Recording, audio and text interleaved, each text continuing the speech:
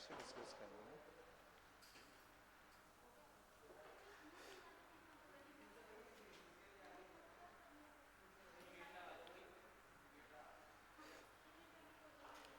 तो बच्चों सबसे पहले हम जो मैंने इसमें 2-3 क्वेश्चन शायद दिए होंगे, हाँ आंसर तो मैं बताऊंगा अभी।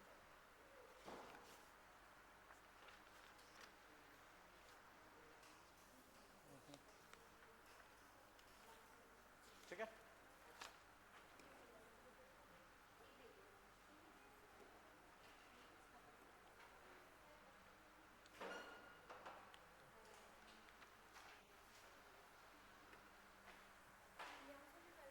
हाँ हाँ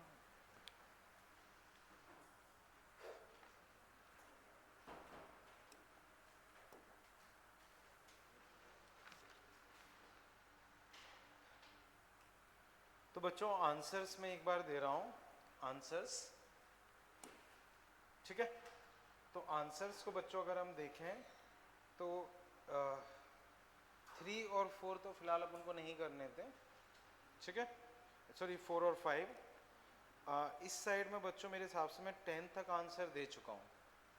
11th का आंसर बच्चों थर्ड, 11th का थर्ड, 12th का सेकंड, 13 का थर्ड, 14 का थर्ड, हाँ थर्ड, फोर्थ, सॉरी फोर्थ, 14 का फोर्थ, 15 का फर्स्ट, 16 का थर्ड, 17 का फोर्थ, 18 का थर्ड, 19 का सेकंड, 20 का फोर्थ, 21 का फर्स्ट। बच्चों बाकी तो खैर 22 में थर्ड, 23 में सेकंड, 24 में फोर्थ। अच्छा ठीक है, तो फिर उसे छोड़ देता, कर सकते हैं तो फोर्थ लिख लो, कोई नहीं। ठीक है, हाँ फोर्थ। ठीक है, यहाँ तक क्लियर है बच्चों? अब बच्चों समझो, नहीं क्वेश्चन तो मैं डिस्कस करूंगा, आंसर आंसर 9th में सेकंड सेकंड। अब बच्चों मैं डाउट डिस्कस कर रहा हूँ, उसे समझो। अप टू 10 तो हम ऑलरेडी डिस्कस कर चुके हैं, अप टू 10 बच्चों हम ऑलरेडी डिस्कस कर चुके हैं। तो अप टू 10 बच्चों कोई भी दिक्कत, अप टू 10 बच्चों कोई भी दिक्कत? ठीक है, अप टू 10 बच्चों। ये लाइट चला लेते हैं, अंधेरा सा हो रहा है इधर। हाँ, इस साइड से लाइट जला लेते हैं, वो शायद अंधेरा हो रहा है। ठीक है, ओके।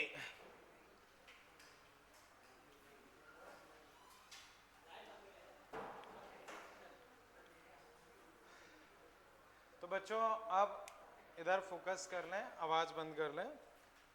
ठीक, तो बच्चों अब जो मैं कह रहा हूं वो समझें। अप टू 10 किसी को कोई दिक्कत?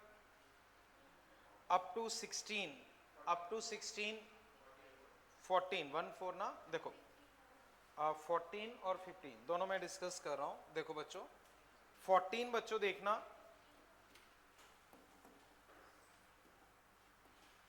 14 बच्चों करेंट तुम्हें दे रखा है 3 + 6 साइन ओमेगा टी।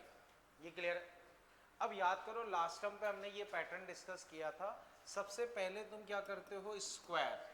तो 9 + 36 sign square omega T, 36 sign omega T. फिर तुम लोगे मीन, तो 9 का 9, 36 का 36, इसका हाफ 36 × 0। फिर बच्चों तुम लोगे रूट, तो 18 और 9, 18 और 9 बच्चों कितना हुआ 27, 27 का रूट, 27 के रूट को लिख सकते हो 3√3। तो आंसर तुम्हारे पास कितना आ गया 3√3। इसमें कहीं कोई दिक्कत? ठीक है, ओके। अब बच्चों फिर देखो एक 15 तुमने बोला था वो समझो। एसी सर्किट आरएमएस वोल्टेज ये है, find the peak voltage end voltage during positive half cycle. तो देखो आरएमएस वोल्टेज तुम्हें दिया हुआ है 100√2। आरएमएस वोल्टेज क्या है 100√2। अब तुमसे पूछा है पीक वोल्टेज, तो पीक वोल्टेज तुम्हारे पास हो जाता है √2 times of V R M S, √2 time 100√2 यानी कि 200। ये पीक हो गया। अब तुम्हें चाहिए एवरेज ओवर हाफ साइकिल, तो वो होता है 2v0 बाई पाई, तो 2 इंटू 200 अपॉन 3.14, तो 400 अपॉन 3.14 करोगे तो लगभग 130 के आसपास आ जाएगा, लगभग 130 के आसपास। तो अब 200 और 130 के आसपास फर्स्ट ऑप्शन अपना मैच कर जाएगा। तो आंसर बच्चों तुम्हारे पास क्या हो जाएगा? फर्स्ट। आंसर बच्चों क्या हो जाएगा? फर्स्ट। यहां तक कोई कंफ्यूजन बच्चों? क्लियर है बच्चों? ठीक है ना? ओके, अप टू 16 बच्चों, कोई दिक्कत? Up to 16। फिर बच्चों इसमें आप देखो, इसमें बच्चों आप देखना अप टू 23, अप टू 23 इसमें कोई दिक्कत? 18 एक जैसे बोला है बच्चों। देखो टाइम 1/600 दिया, तो बच्चों जो 314 है, 314 उसको लिख सकते हो 100 पाई, तो 10 साइन 100 पाई और टाइम है 1/60, तो ये पाई बाई 6, पाई बाई 6 यानी कि √3/2, तो आंसर कितना आ गया? पाई बाई 6 1/2, तो आंसर कितना आ गया तुम्हारे पास? 5। 18 समझ में आया बच्चों? 18, हाँ 10 साइन, हाँ 314 को तुम लिख सकते हो 100 पाई, जैसे 3.14 इंटू 100, ठीक है। अब इसके बाद बच्चों शायद किसी ने और एक पूछा था 19। देखो करेंट आपको चाहिए, the instantaneous current, the current in beginning, बस टाइम 0 रख दो। टाइम 0 रखोगे तो 2 साइन पाई बाई 3,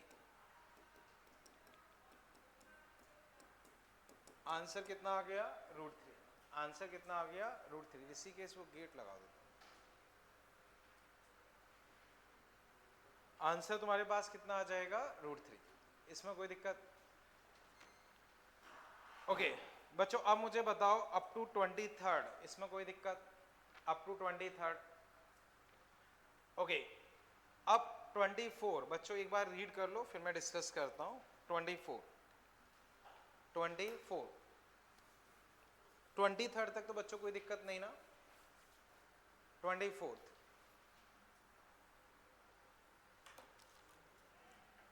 तो बच्चों एक बार 24 ट्राई करो, मैं अभी डिस्कस करता हूं।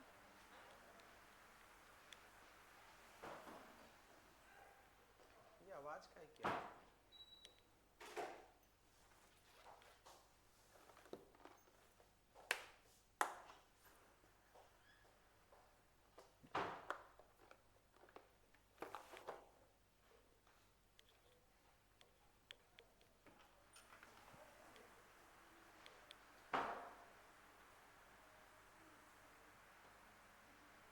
क्या कुछ आवाज आ रही? क्या कुछ आवाज सी आ रही?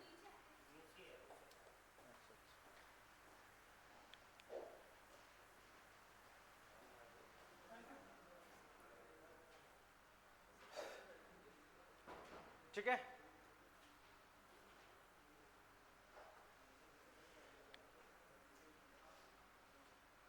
इतना क्लियर है बच्चों? अब बच्चों 24 रीड कर लिया, अटेम्प्ट कर लिया। The RMS value of alternating current is 10 ampere and having frequency this, time taken by current to increase from 0 to maximum and maximum value of current। तो बच्चों दो चीजें पूछी हैं, एक तो 0 से मैक्सिमम का टाइम पूछा है और मैक्सिमम वैल्यू पूछी है। तो बच्चों RMS तुम्हें 10 दे रखा है, कितना दे रखा है? 10। तो RMS से पीक निकालना है, RMS से पीक निकालना है, कैसे निकालते हैं? बोलो बच्चों, RMS से पीक कैसे निकालते हैं? √2 टाइम्स। RMS से पीक कैसे निकलता है? √2 टाइम्स। तो अब अगर मैं पीक लिखता हूं तो √2 टाइम्स IRMS 1.414 और ये तुम्हारे पास 10, तो आंसर 14.14। इसमें कोई दिक्कत? अब दूसरी चीज तुमसे पूछी है कि भाई 0 से मैक्सिमम होने का टाइम, तो 0 से मैक्सिमम होने का टाइम बच्चों ये तुम्हारा सर्कल होता है, ये 0 ये मैक्सिमम, ये पूरे टाइम को क्या बोलते हैं? Time period. इस पूरे टाइम को क्या बोलते हैं? तो ये 0, ये कितना होगा, देखो ये t है तो ये t/2, ये कितना होगा t/4, तो टाइम कितना लगेगा t/4, टाइम कितना लगेगा t/4। अब बच्चों फ्रीक्वेंसी 50 दी है, फ्रीक्वेंसी 50 है तो टाइम पीरियड क्या होगा, बोलो बच्चों, फ्रीक्वेंसी से टाइम पीरियड 1/50, तो टाइम पीरियड बच्चों तुम्हारे पास आया 1/50, लेकिन उसका भी 1/4 चाहिए क्योंकि अपना टाइम तो t/4 है, तो आंसर कितना आ गया 1/200।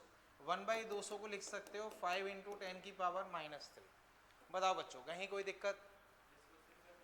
हाँ, उससे भी कर सकते हैं, π/2 = ω/t कर सकते हैं, कोई दिक्कत नहीं, ठीक है ना। हाँ बोलो। हाँ, वो तो कोई सा भी मेथड कर सकते हैं। देखो पूरा साइकिल t, तो हमें 0 से मैक्सिमम का टाइम पूछा, तो ये t, ये t/2, ये उसका भी आधा यानी कि t/4, तो टाइम पीरियड निकाल के 4th, या फिर ऐसे भी कर सकते हो, तुम्हें π/2 चाहिए क्योंकि 0 से π/2 घूम गया, ω/t π/2 ω2π × 50t, ठीक है ना, फ्रीक्वेंसी 50 है, बस वही आंसर आएगा, वो फर्क थोड़ी पड़ेगा।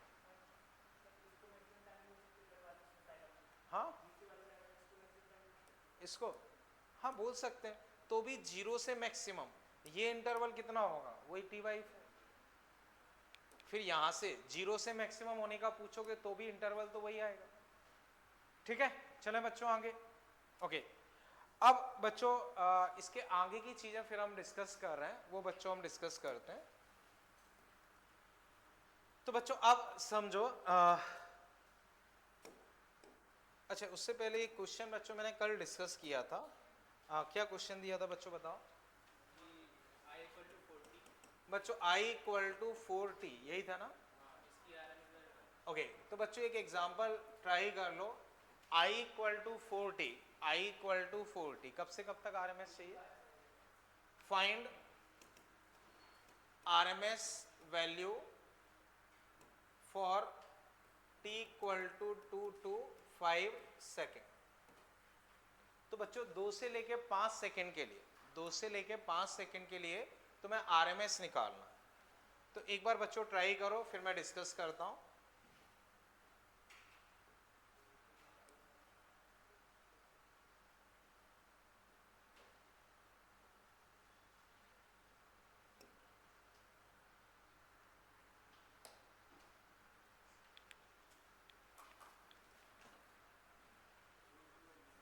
कितना आया तुम्हारा, देखते हैं बच्चों, एक बार ट्राई कर लो, फिर हम डिस्कस करते हैं।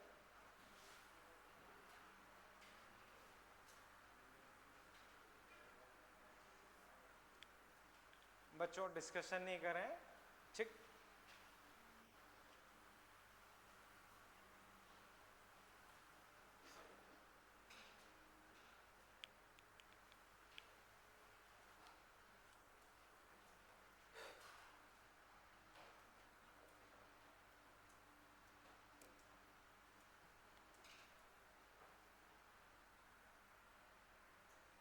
ओके बच्चों, अब तुम्हारा आंसर क्या आया?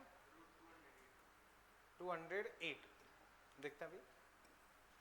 और कोई बच्चों जिसने सॉल्व किया हो बताएं आंसर, तुम बोलो, और कोई? देखते हैं अभी। और चलो अब बच्चों मैं डिस्कस कर रहा हूं RMS। RMS सबसे पहले बच्चों तुम क्या करते हो, सबसे पहले क्या करते हो, स्क्वायर। तो बच्चों पहले स्क्वायर करते हैं, तो स्क्वायर करोगे तो I² कितना आ गया 16t²। फिर दूसरा काम तुम क्या करते हो, मीन। तो मीन निकालने का तरीका होता है 16t² dt अपॉन, बच्चों कितने से कितने तक चाहिए, 2 से 5 अपॉन 5 - 2, ये मीन निकालना हो गया। मीन निकालने का तरीका ये है। अब इसे अगर मैं इंटीग्रेट करता हूं तो 16t³/3 और नीचे कितना है 3, कहां से कहां तक, 2 से 5। सॉल्व करते हैं, सॉल्व करोगे तो 16, 5 का क्यूब 125/3 माइनस 16, 2 का क्यूब/3 अपॉन 3, इतना क्लियर है बच्चों? अब फिर देखो बच्चों, 16/3 अगर मैं कॉमन ले लेता हूं तो 125 ये कितना लिख दिया मैंने, 2 का क्यूब 8, तो 125 में से 8 जाएगा, 125 में से 8 जाएगा, क्या बचेगा 117, और एक 3 ये वाला है वो मैंने इधर लिख दिया, ठीक है। बच्चों 9 से इसको अगर मैं डिवाइड करता हूं तो 2 3 आई थिंक सही किया, 1 3, ठीक है। तो फाइनली बच्चों 160 और 48 208, ये तुम्हारे पास कितना आया 208। अब स्क्वायर कर दिया, मीन निकाल लिया, फिर तुम्हें क्या करना है रूट, तो रूट अगर लगाओगे तो फाइनल आंसर कितना हो गया √208। समझ गए बच्चों? कहीं कोई दिक्कत? तो बच्चों वापस समझो, हमें करना क्या होता है, सबसे पहले स्क्वायर करो, तो हमने स्क्वायर किया 16 फिर क्या करना होता है मीन निकालना, तो मीन निकालने के लिए क्या करते हो, dt 2 से 5 5 - 2, टी स्क्वायर का इंटीग्रेशन t³/3, 5 लिखोगे तो 125, 2 का क्यूब लिखोगे तो मैं डायरेक्टली लिख देता हूं, ये कितना आएगा 8, 16/3 कॉमन लिया, 125 में से 8 गया 117, सॉल्व किया 208, रूट लगा दिया, ये आंसर सही है। बोलो बच्चों इसमें कहीं कोई दिक्कत? क्लियर है ये? चलें बच्चों आगे।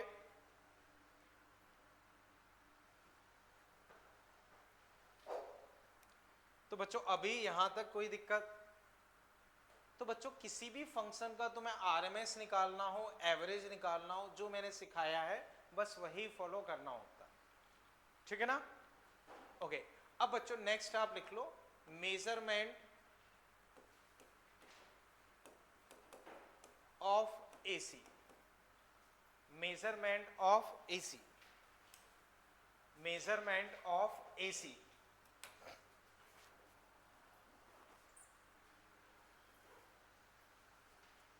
Measurement of AC. तो बच्चों बताओ एसी में डायरेक्शन फिक्स होती है या बदलती है? बदलती है। जो अपने यहाँ एसी आती है उसकी फ्रीक्वेंसी 50 हर्ट्ज, तो एक सेकंड में कितनी बार वो जीरो होता है? एक सेकंड में। देखो 50 हर्ट्ज है तो 100 बार जीरो होगा, 100 बार डायरेक्शन बदलेगा, 100 बार मैक्सिमम होगा, एक सेकंड में 100 बार। तो सोचो एक सेकंड में वो बहुत तेजी से बदल रहा है। तो बच्चों जो नॉर्मल वोल्ट मीटर अमीटर होते हैं, जो नॉर्मल वोल्ट मीटर अमीटर होते हैं, जो डीसी को मेजर करने के काम में आते हैं, वो मूविंग कॉइल पे बेस्ड होते हैं।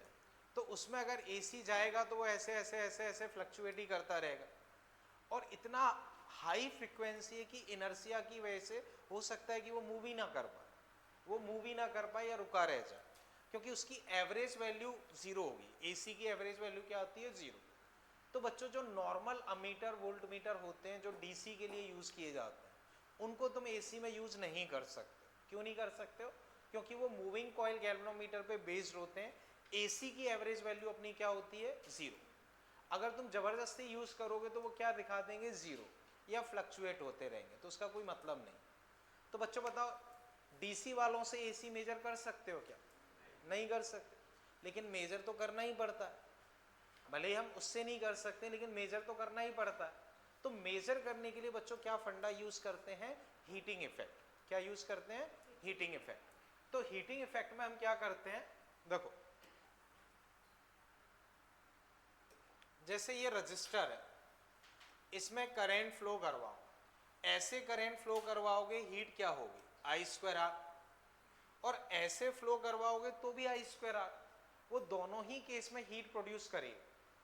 तो जो एसी वाले इक्विपमेंट्स होते हैं, एसी वाले जो इक्विपमेंट्स होते हैं वो हीटिंग इफेक्ट पे बेस्ड होते हैं। किस पे बेस्ड होते हैं? हीटिंग इफेक्ट पे। अब हीटिंग इफेक्ट पे बेस्ड होते हैं तो हीट बच्चों अगर देखोगे तो स्क्वायर के प्रोपोर्शनल है। किसके प्रोपोर्शनल है? स्क्वायर के प्रोपोर्शनल होने की वजह से अगर मान लो 1 आप करंट रखो तो R, 2 रखो तो 4R, 3 रखो तो 9R। तो नॉर्मली बच्चों जो इनकी स्केल होती है वो नॉन लीनियर होती है, ऐसे बढ़ती जाएगी। क्यों? क्योंकि करंट बढ़ाओगे तो हीट बढ़ती जाएगी। तो अब कंक्लूजन समझो, बताओ डीसी वालों से एसी मेजर कर सकते हो? नहीं। क्यों नहीं कर सकते? क्योंकि डायरेक्शन बदलती है। अगर जबरदस्ती मेजर करोगे तो क्या दिखाएगा? जीरो, या फ्लक्चुएट करता रहेगा, मतलब नहीं। फिर भी हमें मेजर तो करना ही है, तो हम क्या यूज करते हैं? Heating effect. क्या यूज करते हैं? Heating effect. तो हीटिंग इफेक्ट में इधर करंट जाए या उधर करंट जाए, हीट तो प्रोड्यूस होगी। अब हीट आई स्क्वायर आर होने की वजह से नॉन लीनियर तरीके से होगा। जैसे मान लो नॉर्मली अगर तुम गाड़ी का भी डायल देखते हो तो उसमें इस तरह से होता है, 0, 10 kilometre, 20 kilometre, 30 kilometre, fix gap होता है। घड़ी देखोगे तो उसमें भी फिक्स गैप होता है, लेकिन यहाँ फिक्स गैप नहीं होगा। यहाँ मान लो ये 0 एम्पियर, ये 1 एम्पियर, तो 2 एम्पियर यहाँ दिखाएगा, 3 एम्पियर यहाँ दिखाएगा। तो नॉन लीनियर टाइप की स्केल होगी, क्योंकि स्क्वायर के प्रोपोर्शनल है। समझ गए? अब बच्चों मान लो इसमें डीसी करंट फ्लो कराएं, हीट प्रोड्यूस होगी, डीसी करंट हीट होगी। तो बच्चों एसी वाले से डीसी भी मेजर कर सकते हो, एसी वाले से डीसी भी मेजर कर सकते हो, एसी भी मेजर कर सकते हो, लेकिन डीसी वाले से क्या मेजर कर पाओगे? केवल डीसी। डीसी वालों से केवल डीसी मेजर कर पाओगे, लेकिन एसी वालों से एसी और डीसी दोनों की दोनों मेजर कर सकते हो। ये चीज क्लियर है बच्चों? अब बच्चों वापस समझो, अब इसकी रीडिंग क्या होगी? तो रीडिंग बच्चों होगी आरएमएस वैल्यू। रीडिंग क्या होगी? RMS value. जैसे मान लो एसी वाला तुम्हें दिखा रहा है 200 वोल्ट, तो इसका मतलब क्या है कि 200 वोल्ट तुम्हारा आरएमएस वोल्टेज है। वो तुम्हें दिखा रहा है 2 एम्पियर, तो इसका मतलब है 2 एम्पियर तुम्हारा आरएमएस करंट है। इतना समझ गए? अब डीसी तुमने लगा दिया, डीसी में वो दिखा रहा है 200 वोल्ट, तो वो 200 वोल्ट क्या होगा? तो उसमें तो कांस्टेंट होता है, आरएमएस वारएमएस सब वही 200 ही रहेगा, कोई फर्क नहीं पड़ेगा। समझ गए बच्चों? तो अब बच्चों पॉइंट्स बना के लिखते चलो। Measurement of AC, measurement of AC. तो डीसी अमीटर और voltmeter can not be used. DC ammeter और voltmeter can not be used to measure alternating current और EMF because they are based on moving coil galvanometer and average value of AC is 0। तो बच्चों DC वाले से, पहली line का क्या मतलब है कि भाई तुम डीसी वाले से एसी वाला मेजर नहीं कर सकते, डीसी वाले से एसी वाला मेजर नहीं कर सकते। क्यों नहीं कर सकते हो? क्योंकि डीसी एसी की एवरेज वैल्यू 0 होती है और ये मूविंग कॉइल पे बेस्ड होते हैं, तो आपको कुछ मिलेगा नहीं। AC ammeter and volt meter based on joule heating, ये किस पे बेस्ड होते हैं? Joule heating. और इनको क्या बोलते हैं? Hot wire instrument. इनका नाम क्या होता है? Hot wire instrument. क्लियर है? अब इनकी जो स्केल होती है वो कैसी होती है? Non linear. ये वैल्यूज कौन सी बताते हैं? RMS value. ये कौन सी वैल्यूज मेजर करके दिखाते हैं? RMS value. DC current end voltage भी हम उससे मेजर कर सकते हैं, डीसी करंट या वोल्टेज हम इसके थ्रू मेजर कर सकते हैं। कर लो बच्चों।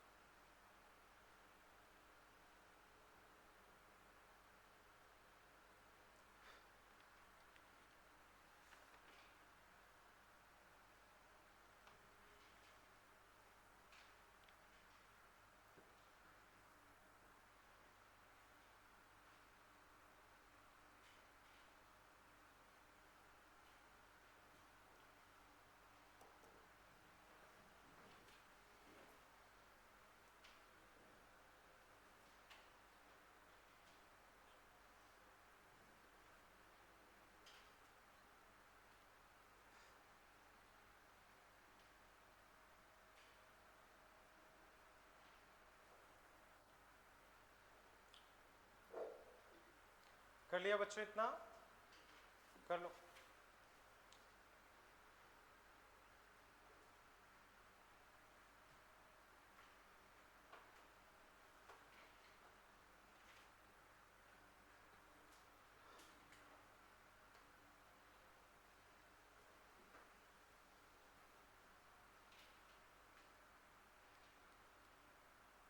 यहां तक बच्चों कोई दिक्कत? चलें बच्चों आगे। ओके, अब बच्चों जो मैंने तुम्हें सीट प्रोवाइड की है उसमें बच्चों तुम देखो, उसमें बच्चों आप देखना question number fourth and fifth एक बार ट्राई करो बच्चों, आंसर अभी नहीं बोलना है, जब मैं पूछूं तब बोलना। फोर्थ और फिफ्थ उन दोनों को ट्राई करो।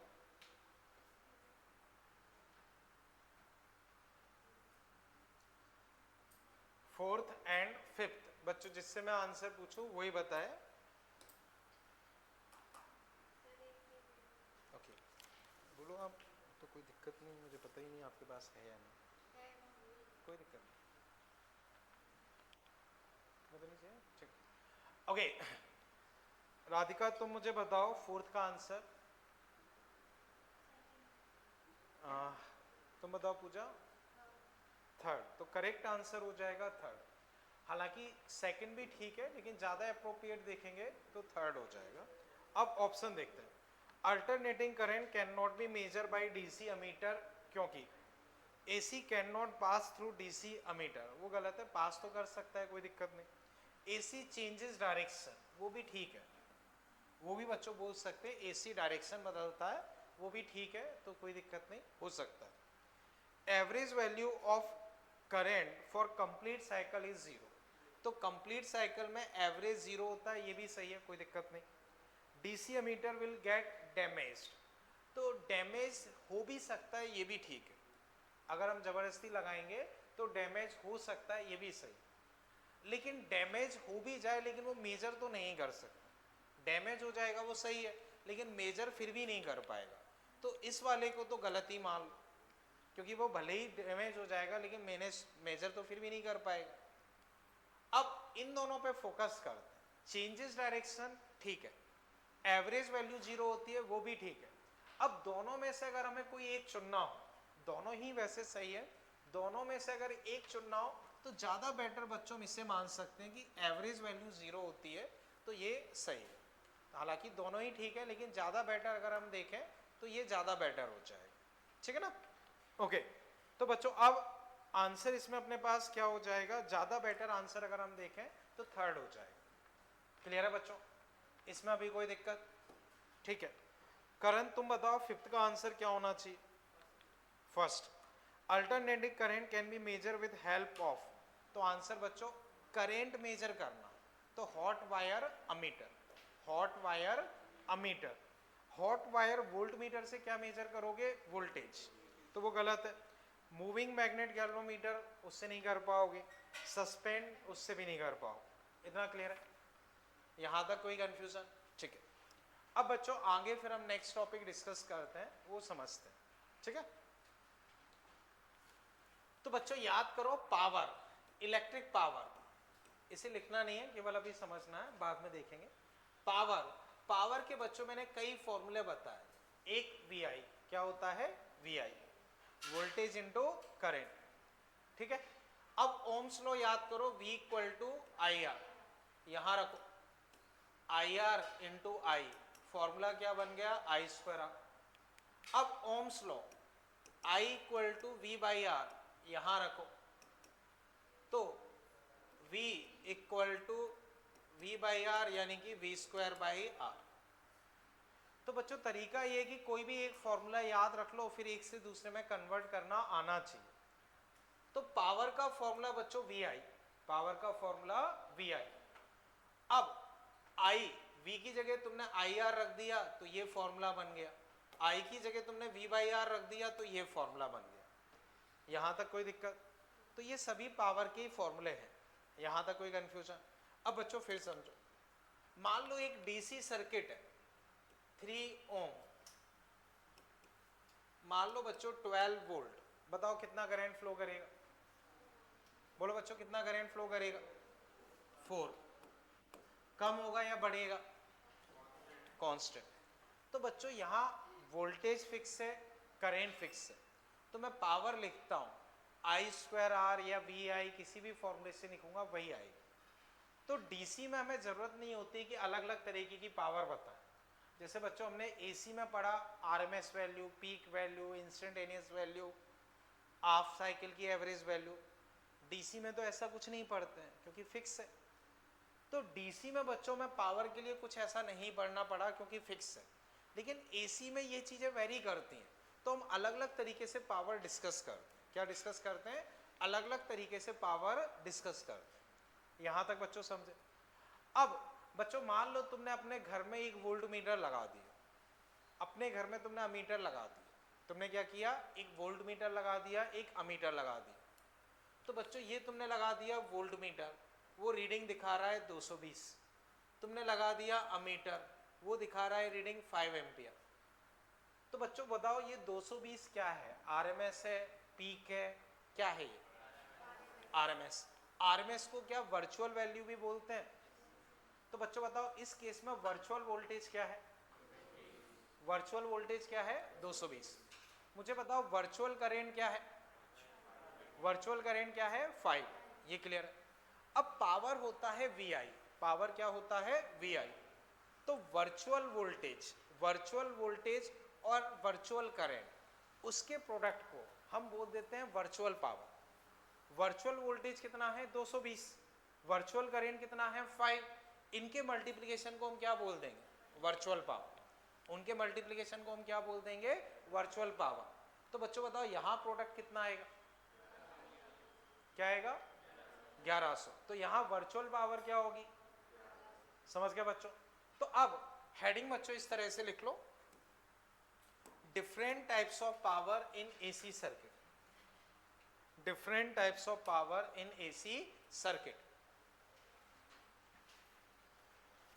Different types of power in AC circuit.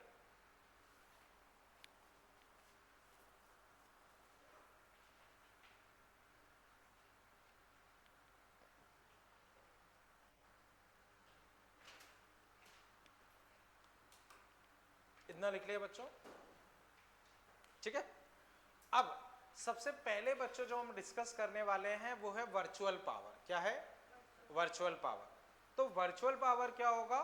Virtual voltage and virtual current, उन दोनों के प्रोडक्ट को क्या बोल देंगे? Virtual power. तो VRMS इंटू IRMS, वो तुम्हारे पास क्या होगा? Virtual power. VRMS को लिख सकते हो V0/√2, I0/√2, तो 1/2 V0 I0, ये तुम्हारे पास क्या हो जाएगी? Virtual power. तो बच्चों अब पहले लिख लो वर्चुअल पावर या अपरेंट पावर। वर्चुअल पावर या अपरेंट पावर। तो virtual power VRMS into IRMS। VRMS हो गया V0/√2, IRMS हो गया I0/√2। इनका प्रोडक्ट क्या हो गया? 1/2 V0 I0। यही तुम्हारी क्या हो गई? Virtual power.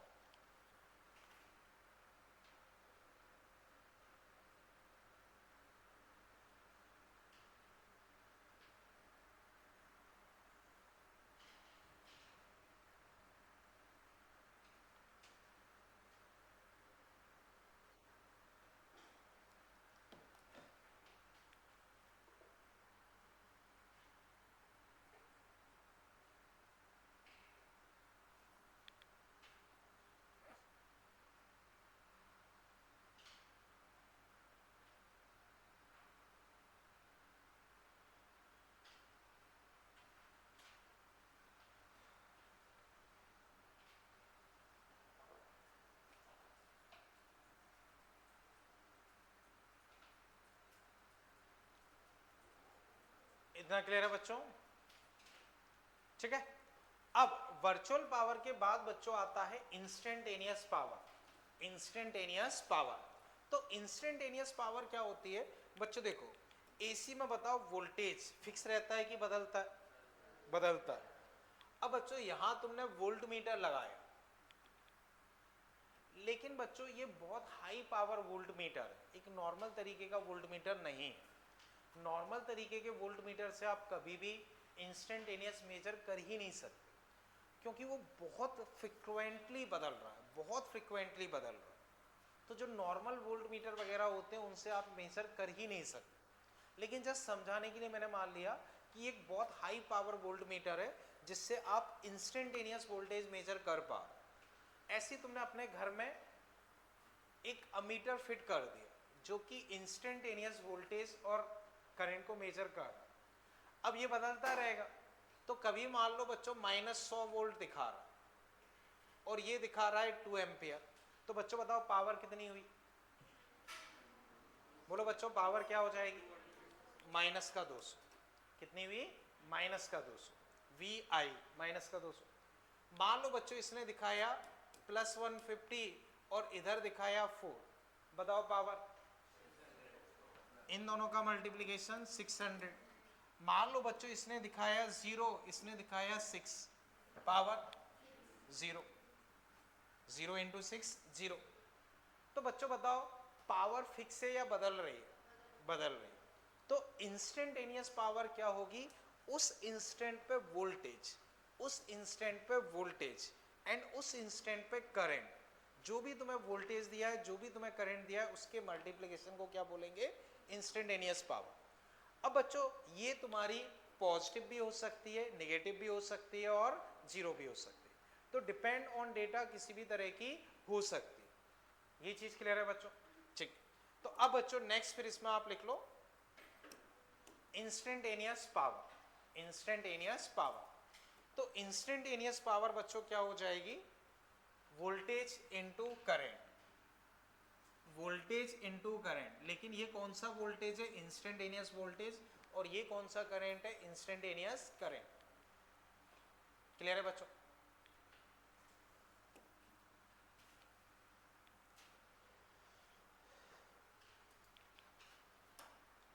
तो instantaneous voltage and instantaneous current, उनके प्रोडक्ट को तुम क्या बोल दोगे? Instantaneous power. ये चीज क्लियर है? अब नेक्स्ट बच्चों इसमें एक लाइन लिख लो, it can be positive, negative और zero.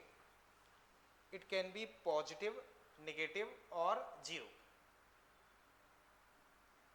It can be positive, negative और जीरो। तो ये पॉजिटिव भी हो सकती है, नेगेटिव भी हो सकती है और जीरो भी हो सकती है। इतना क्लियर है बच्चों? ठीक है, आगे चलते बच्चों। नेक्स्ट अब बच्चों लिख लो average power. Average power, average power, average power. तो बच्चों समझो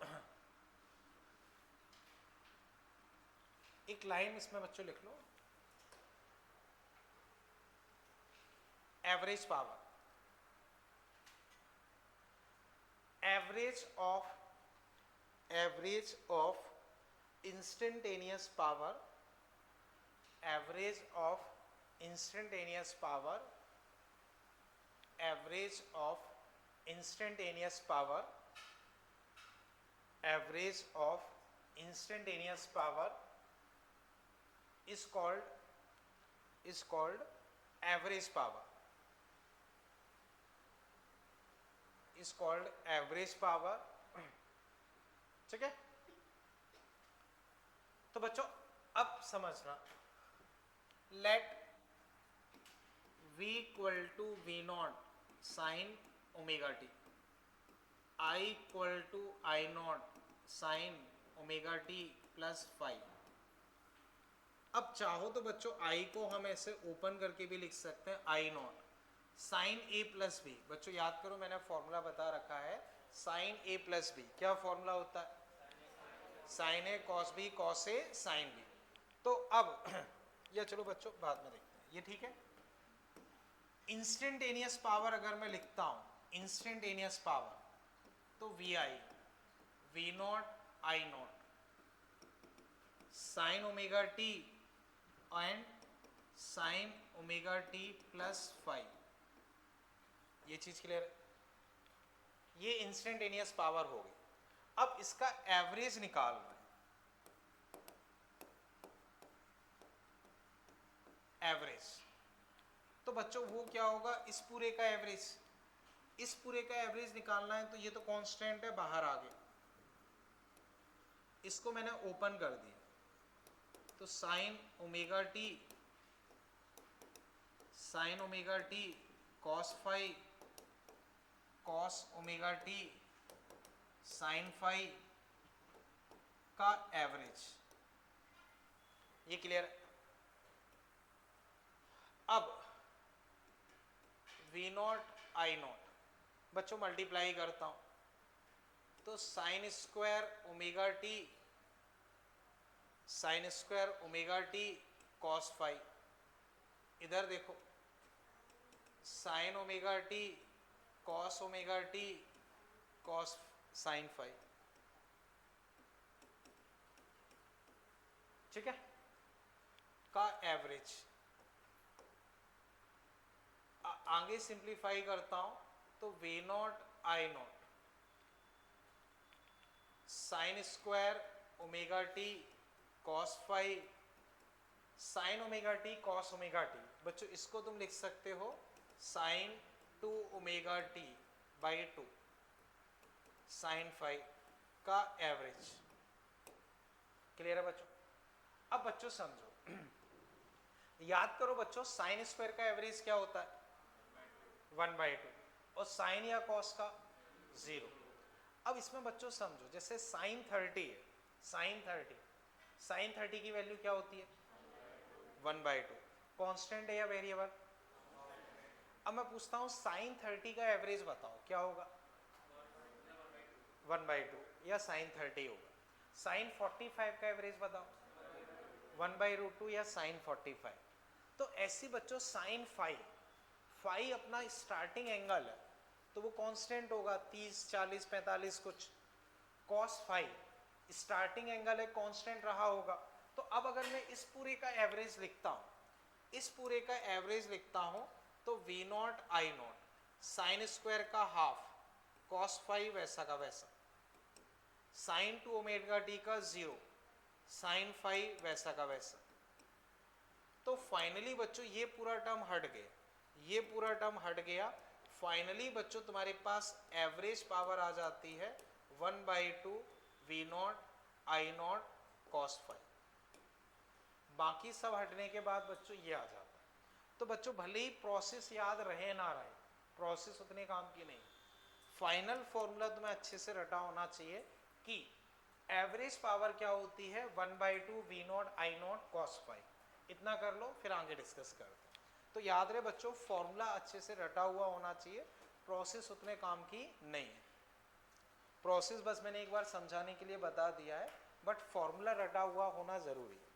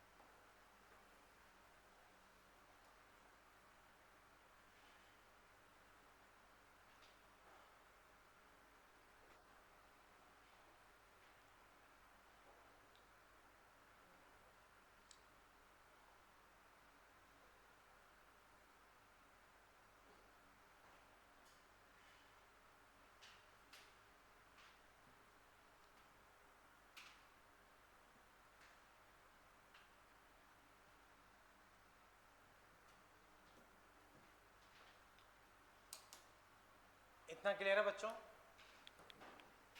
यहां तक कोई कंफ्यूजन? चलें बच्चों आगे, इतना सबने कर लिया ना? अब बच्चों एवरेज पावर तुम्हारे पास क्या निकल के आई? 1/2 V naught I naught cos five. कोई दिक्कत?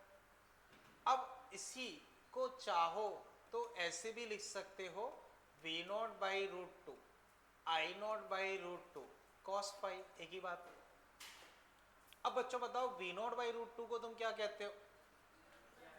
क्या कहते हो? V R M S. I naught by root two को आई आर एम एस। तो इसी को तुम क्या लिख सकते हो? V R M S I R M S cos five. इसी को तुम क्या लिख सकते हो? V R M S I R M S cos five. कर लो बच्चों। तो बच्चों कोई भी एक फॉर्मेट तुम्हें याद रहना चाहिए, फिर एक से दूसरे में तो अपने मन से कन्वर्ट कर सकते हो, उसको उतनी रटने की जरूरत नहीं होती। क्लियर है बच्चों? कर लो फटाफट। तो बच्चों मोबाइल वगैरह हमेशा पॉकेट में रखें या बैग में रखें, बेंच पे कभी नहीं रखें, ठीक है ना? तो याद रहे, जैसे तुम या तो पॉकेट में रखें या बैग में रखें, हाँ तुम भी बेंच पे रखने की जरूरत नहीं है।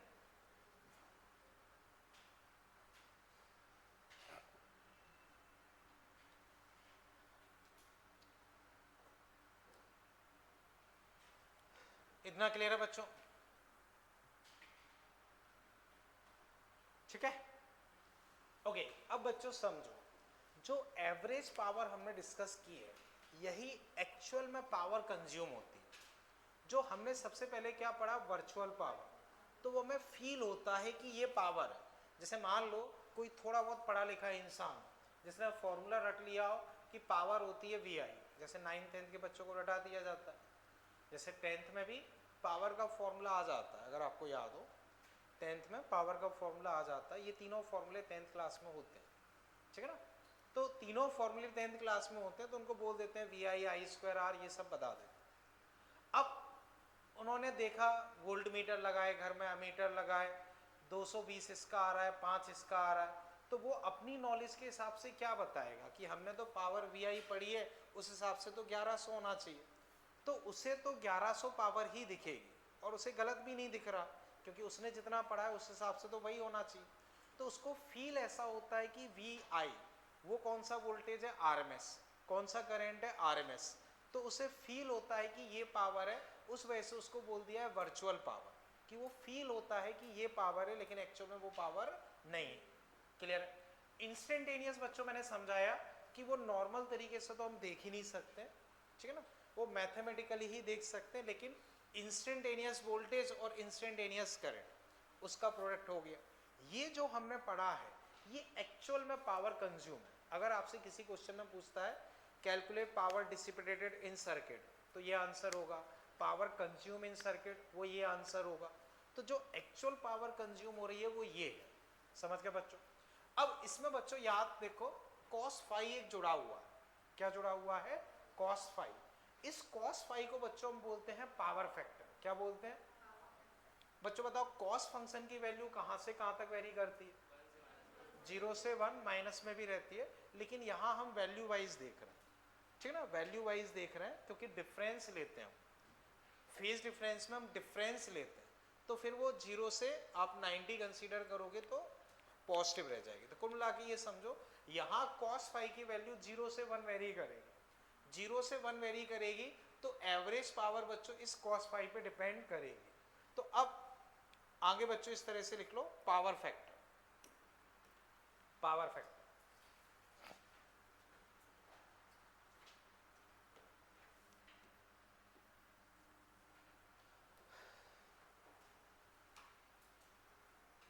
पावर फैक्टर, ठीक है? तो पावर फैक्टर में बच्चों तुम लिख लो, पावर फैक्टर में बच्चों तुम लिख लो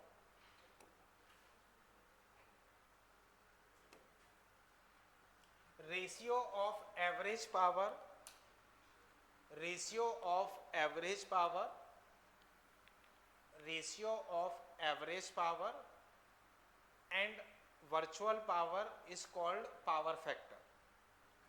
Ratio of average power and virtual power is called power factor. Ratio of average power and virtual power is called power factor.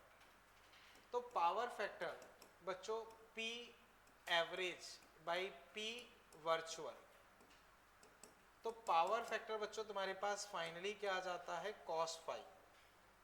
cos phi आगे बच्चों it's value varies from 0 to 1. तो बच्चों दोनों का रेशो लोगे तुम्हारे पास क्या बचेगा, cos phi. क्या बचेगा, cos phi. तो इसकी वैल्यू तुम्हारी 0 से 1 के बीच में होगी.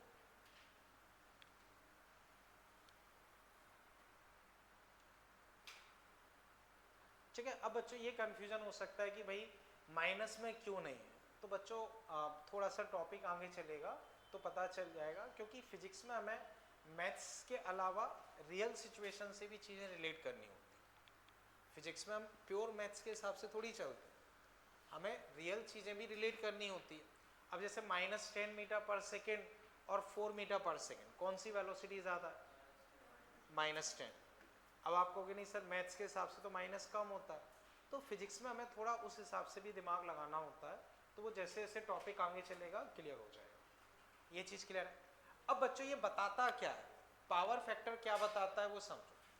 वर्चुअली तुम्हें दिख रही है 1100 पावर, वर्चुअली तुम्हें दिख रही है 220 × 5 कितनी पावर है, 1100. तो उसके कंपैरिजन में एक्चुअल पावर कितनी हो रही है वो एक तरीके से ये बता रहा है. जैसे मान लो पावर फैक्टर 1 है, इसका मतलब एवरेज और ये बराबर है. इसका मतलब जितना हमें फील हो रहा है उतना ही कंज्यूम हो रहा है. मान लो ये 0.5 है, तो हमें फील हो रहा है 1100, लेकिन एक्चुअल में कंज्यूम कितना हो रहा है, 550.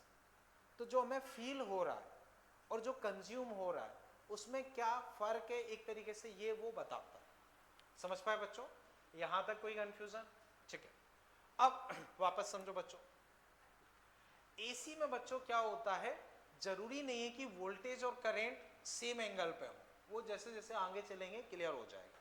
जैसे मान लो बच्चों हम कई बार लिखते हैं V = V0 sin omega T, V = V0 sin omega T.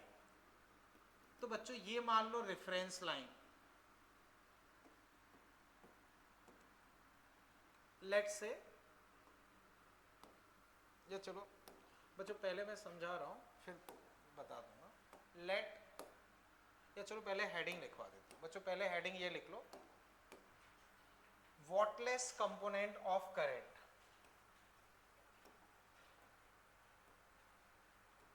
Wattless component of current. Wattless component of current.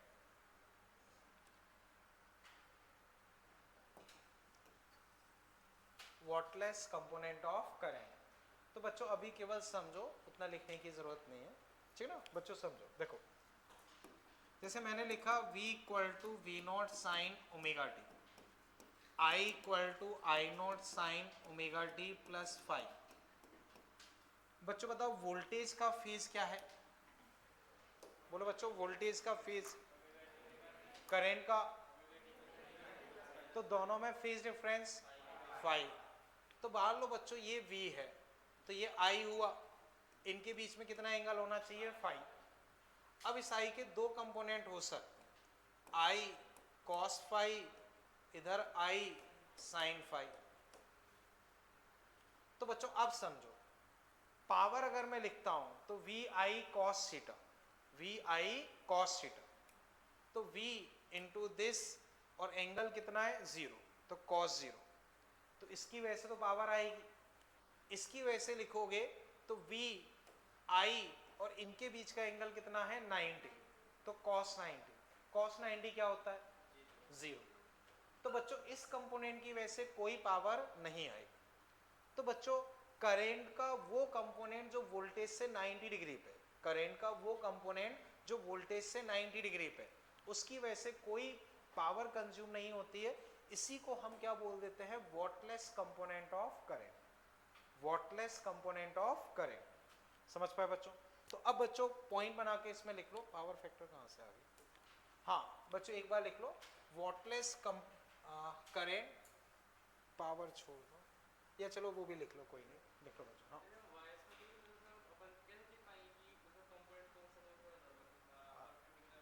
वो पता चलेगा, अभी थोड़ा सा रुको, ठीक है ना। देखो नॉर्मल चीज़ों में तुम देख के कुछ नहीं बता सकते। नॉर्मल में तो तुम ये वायर है, इसमें कुछ करंट बह रहा है कि नहीं बह रहा है वो भी नहीं दिखेगा। तो हर चीज़ के लिए इक्विपमेंट होता है, तो इक्विपमेंट के थ्रू ही तुम पता कर सकते हो। समझ रहे हो? कुछ चीज़ें हम देख सकते हैं लेकिन कुछ चीज़ें हम केवल मेजर कर सकते हैं। समझ रहे हो? तो वही चीज़ यहाँ पे रहती है।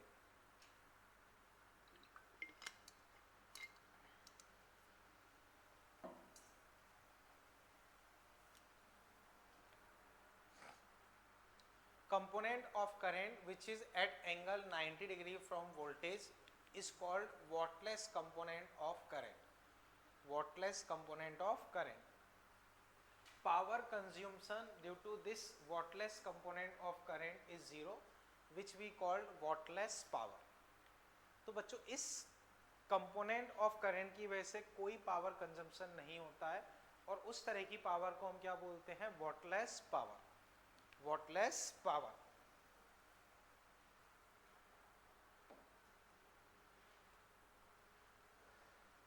ठीक है, जैसे वी आई, इसको मैंने रिजॉल्व किया तो आई sine phi, I cos phi. तो जो आई साइन फाई है वो वोल्टेज से 90 डिग्री पे, तो उसी को हम बोल देते हैं वॉटलेस कंपोनेंट ऑफ करंट। तो जो वोल्टेज से 90 डिग्री पे करंट है उसको हम क्या बोल देते हैं? Wattless component of current.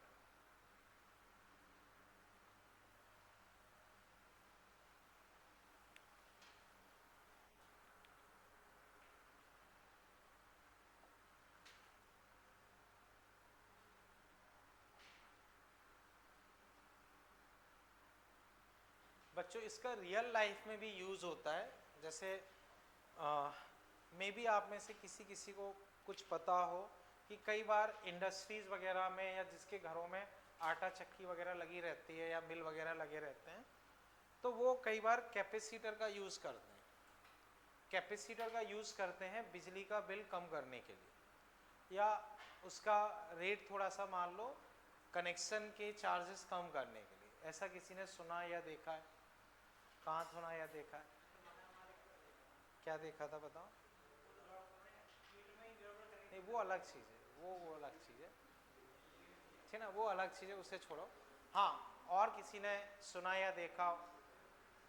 बोलो बच्चों, किसी ने सुना या देखा हो? तो बच्चों वो नॉर्मल वे में कम रहता है, नॉर्मल वे में कम रहता है। इंडस्ट्रीज वगैरह में ज़्यादा यूज़ होता है। अब क्यों यूज़ होता है वो भी जैसे जैसे थोड़ा टॉपिक आगे चलेगा मैं बताऊंगा। बाकी जैसे मान लो चलो छोड़ो, जब आगे मैं और चीज़ें डिस्कस करूंगा तभी बताऊंगा, पर रियल लाइफ में भी हम ये सारी चीज़ें यूज़ करते हैं, ठीक है ना। तो वो थोड़ा सा जब हम और टॉपिक पढ़ लेंगे तब देखेंगे, अभी बताऊंगा तो वो आधा अधूरा समझ में आएगा, दिक्कत ही रहेगी, ठीक है। अब बच्चों मैं पूरा टॉपिक कंक्लूड कर रहा हूँ। सबसे पहला टॉपिक बच्चों हमने पढ़ा वर्चुअल पावर। क्या था? आरएमएस वोल्टेज, आरएमएस करंट, उसका मल्टीप्लिकेशन वर्चुअल पावर। खत्म कहानी। या उसी को 1/2 वी नॉट आई नॉट भी लिख सकते हैं, खत्म। फिर आता है बच्चों इंस्टेंटेनियस।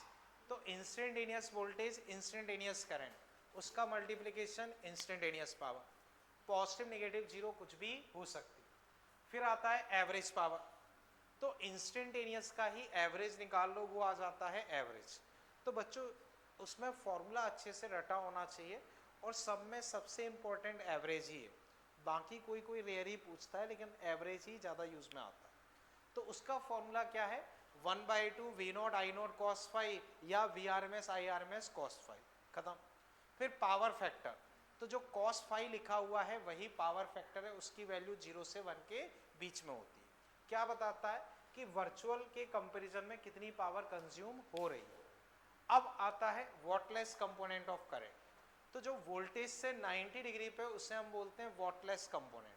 क्यों बोलते हैं? क्योंकि इसकी वजह से कोई पावर कंज्यूम नहीं होती। इतना क्लियर है बच्चों? यहां तक कोई दिक्कत? ठीक है।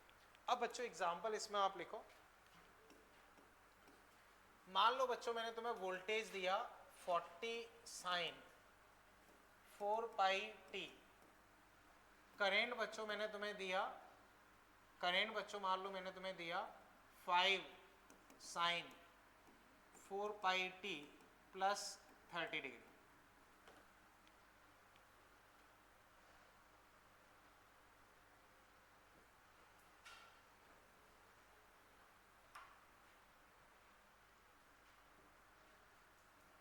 ठीक है, अब बच्चों फाइंड फर्स्ट, बच्चों आंसर बोलना नहीं है, बस लिख लो virtual power, second average power, third power factor, ठीक है, फोर्थ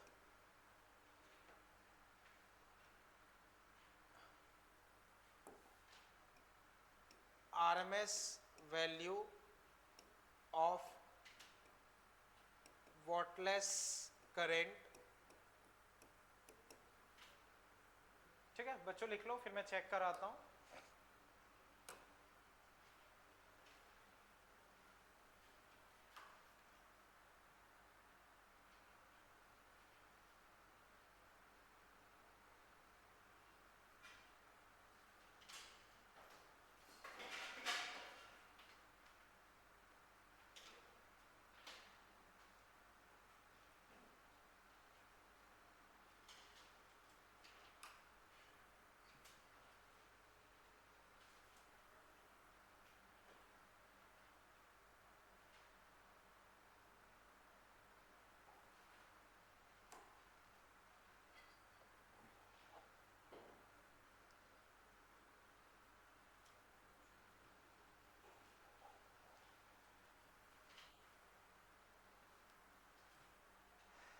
ओके अब बच्चों देखते हैं,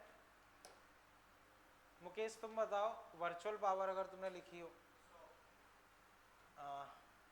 ठीक है सही है। देखो virtual power 1/2 V naught I naught, 1/2 V naught बच्चों 40, आई नॉट बच्चों 5, आंसर कितना आ जाएगा 100।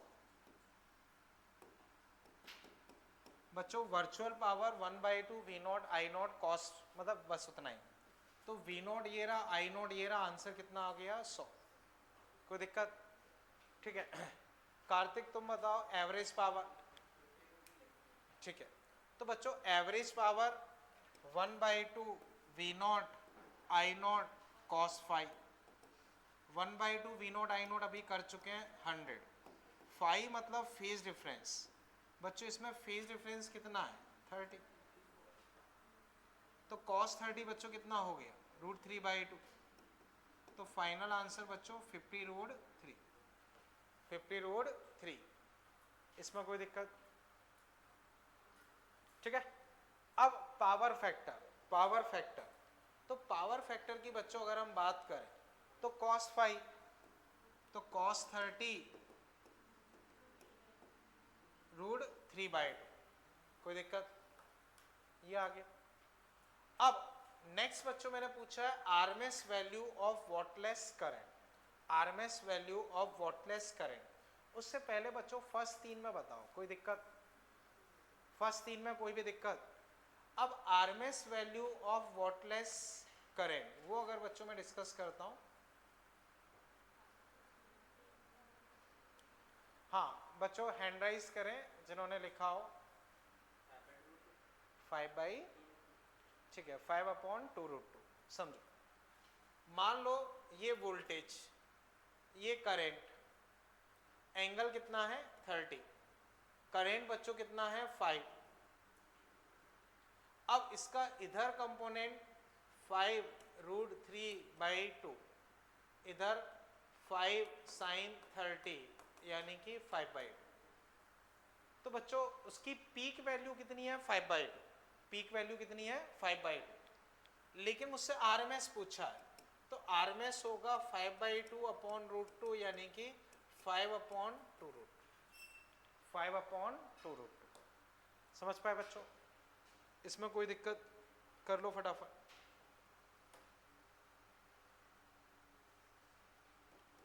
ठीक है।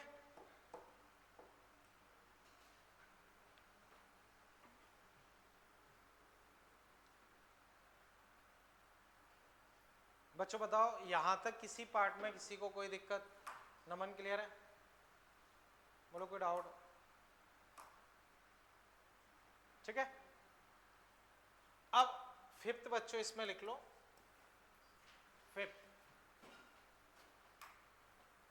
फिफ्थ बच्चों इसमें लिख लो। बोलो किसमें डाउट है? Fourth, RMS value of wattless. वो तो जरूरत ही नहीं है, वैसे इधर कंपोनेंट निकालोगे तो cos 30, cos 30 क्या होगा? √3/2। देखो ये करंट है, इसका इधर कंपोनेंट लिखोगे तो cos, उधर लिखोगे sin। रुको रुको, 5 cos 30, 5 √3/2। हाँ अब बोलो। ये तो वोल्टेज की डायरेक्शन, ये वोल्टेज की डायरेक्शन बस ले, डायरेक्शन मान। तो वोल्टेज की डायरेक्शन से ये कितना एंगल बना रहा है? 30 डिग्री। तो इसका इधर और इधर कंपोनेंट लें तो इधर कंपोनेंट ये आया, इससे मैं मतलब नहीं।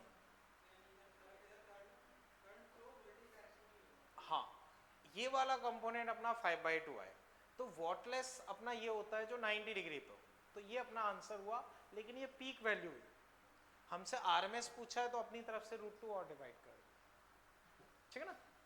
ओके। बाई चांस बच्चों इसमें अगर ये पूछा जाए, जैसे ये वॉटलेस कंपोनेंट ऑफ करंट है, इसको बोलते हैं useful component of current, useful component of current.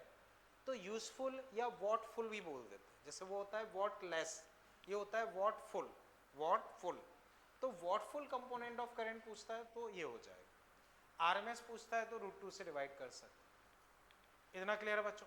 अब बच्चों जो मैंने पेपर सीट प्रोवाइड की है उसे आप देखो, उसमें बच्चों 25 से लेके, अच्छा उससे पहले इसमें एक और मैं लिखवाने वाला था वो भूल गया। फिफ्थ बच्चों इसमें लिखो, फिफ्थ बच्चों, find instantaneous power, find instantaneous power eight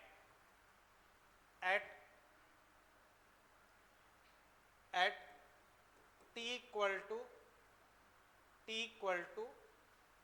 1/8 second. Find instantaneous power at t equal to 1/8 second. तो 1/8 सेकेंड पर बच्चों इंस्टेंटेनियस पावर निकालो।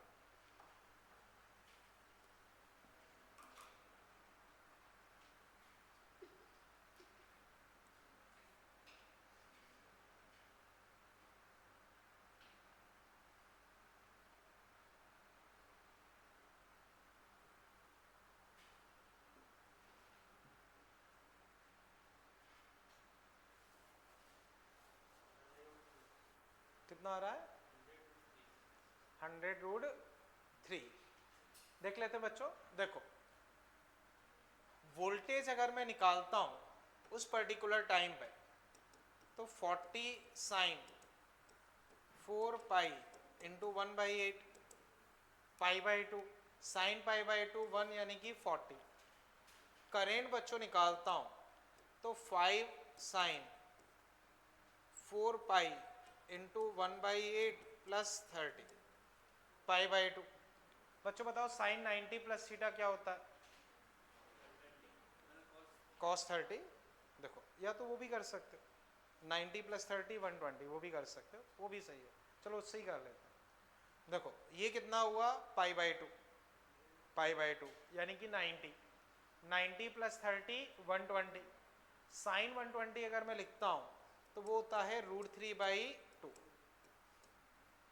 बोलो बच्चों यहां तक कोई दिक्कत? तो वोल्टेज ये रहा, करेंट ये रहा, तो पावर तुम्हारे पास क्या हो जाएगी? पावर तुम्हारे पास हो जाएगी दोनों का मल्टीप्लिकेशन। दोनों का मल्टीप्लिकेशन अगर मैं करता हूं तो 40 इंटू 5√3/2 100√3। समझ पाए बच्चों? यहां तक बच्चों कहीं कोई दिक्कत? क्लियर है बच्चों? ठीक। अब बच्चों जैसे जो मैंने एक पेपर शीट तुम्हें दी है, ठीक है ना,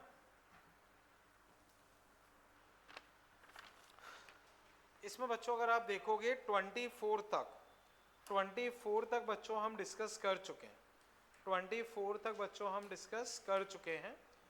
इसमें बच्चों आप एक बार देखें 26 और 27 बस ट्राई कर लो, 26 27 ये दो बच्चों ट्राई कर लो। 26 देखते हैं अभी, एक बार अटेम्प्ट कर लो। Ratio of apparent power, apparent power से मतलब वही virtual power, and average power क्या होगा, क्या होगा, फॉर्म फैक्टर, और फर्स्ट होना चाहिए। बच्चों देखो अपरेंट पावर होती है 1/2 V0 I0, ये होता है 1/2 V0 I0 cos phi, तो आंसर आया 1/cos phi, 1/cos phi यानी कि reciprocal of power factor, reciprocal of power factor. Answer क्या होगा, फर्स्ट। अच्छा कोई नहीं, 26 में बच्चों आंसर क्या हो जाएगा, फर्स्ट, कोई दिक्कत।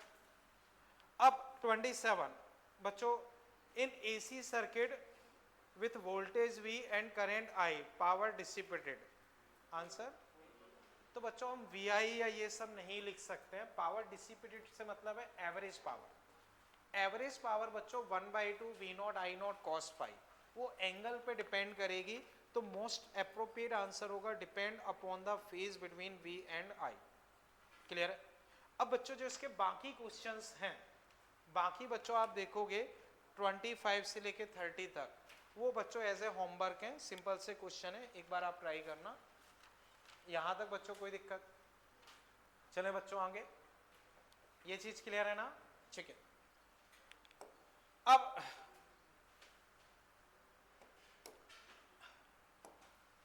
नेक्स्ट हेडिंग बच्चों आप लिख लो, next heading different types of circuit, different types of circuit, different types of circuit, different types of circuit. 27 में आंसर हो जाएगा लास्ट फोर्थ। तो डिफरेंट टाइप्स ऑफ सर्किट, एक लेके पास करना, ये एक लेके पास करना, ठीक है।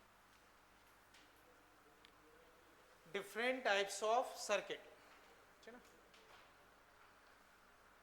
तुम बस एक रख लो, बाकी पीछे देख लो। Different types of circuit, clear है, ठीक है। तो बच्चों देखो, जो भी इलेक्ट्रिकल इक्विपमेंट्स होते हैं नॉर्मली तीन चीजें रहती हैं, एक रजिस्टर, एक कैपेसिटर, एक इंडक्टर, ठीक है। रजिस्टर, कैपेसिटर, इंडक्टर, ये तीन चीजें होती हैं। अब इनके कॉम्बिनेशन से अगर हम देखें तो एक प्योर R, फिर प्योर C और प्योर L। C बच्चों इसमें क्या चीज है, C क्या है, कैपेसिटर, L इसमें क्या है, इंडक्टर। तो बच्चों अकेला रजिस्टर हो, अकेला रजिस्टर हो तो उसे हम बोलते हैं प्योर रजिस्टिव सर्किट, क्या बोलते हैं। अगर अकेला कैपेसिटर हो तो हम उसे बोलते हैं प्योर कैपेसिटिव सर्किट, क्या बोलते हैं बच्चों, प्योर कैपेसिटिव सर्किट। और अकेला इंडक्टर हो तो प्योर इंडक्टिव सर्किट। अब मान लो कॉम्बिनेशन है, R और C है तो RC सर्किट, C और L है तो LC सर्किट, R और L है तो RL सर्किट या LR सर्किट, और तीनों हो तो LCR सर्किट। तो बच्चों उस तरह से 7 सर्किट अपने बन रहे हैं, प्योर 3, फिर दो के कॉम्बिनेशन, फिर तीनों का कॉम्बिनेशन। तो 7 तरह के सर्किट्स बच्चों अपने बन रहे हैं, जो कि हम डिस्कस करने वाले हैं। तो बच्चों पहला आप लिख लो pure resistive circuit, pure resistive circuit. तो प्योर रजिस्टिव सर्किट का बच्चों सर्किट डायग्राम देखें तो ये R, ये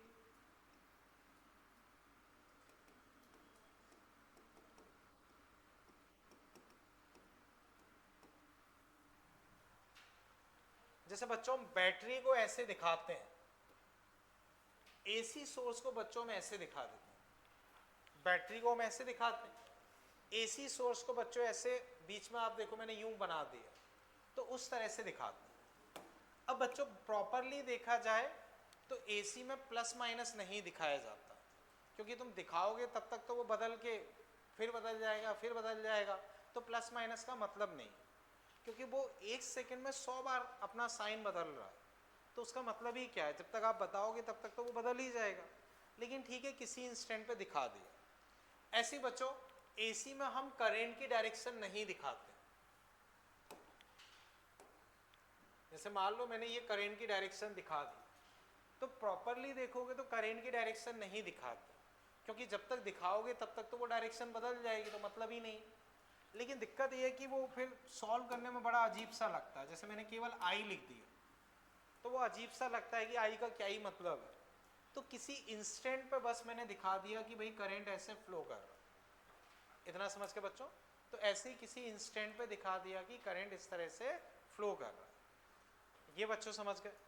ठीक है, अब बच्चों आगे की चीजें समझते हैं। देखो बच्चों, V equal to Ohm's law बताओ क्या होता है? V equal to I are.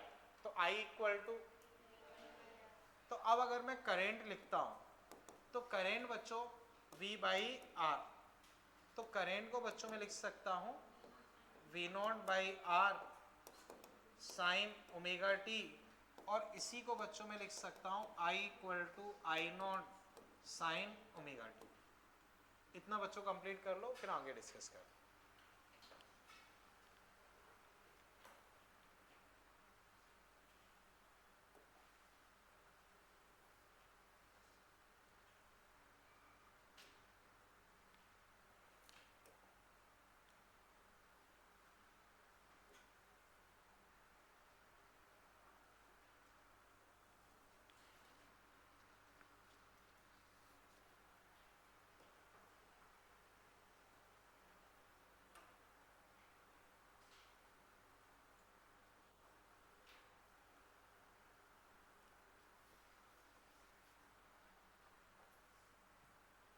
ठीक है, बोलो बच्चों, यहां तक कोई दिक्कत?